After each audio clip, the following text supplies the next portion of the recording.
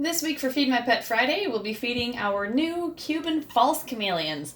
I'm still really obsessed with these guys. They just continue to amaze me in how docile they are and in how good of eaters they were right from the start. They get crickets and dubia roaches most of the time, but we do supplement with snails as well. The Cuban False Chameleon was originally thought to be a true species of chameleon because of their overall body shape, along with the fact that they can move their eyes independently of one another.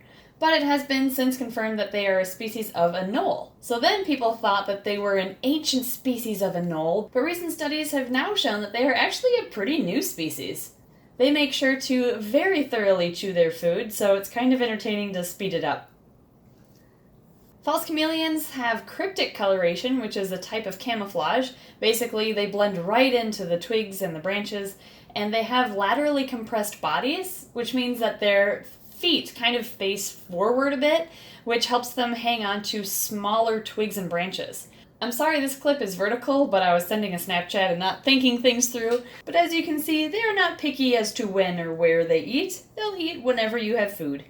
You can buy canned snails from ZooMed. They don't have the shell, but that's okay because the false chameleons won't eat the shell anyway, but they have that natural instinct to chew up the snail just as much as any other food item. So if there was a shell, they'd chew it up enough to crunch up that shell and then spit it out.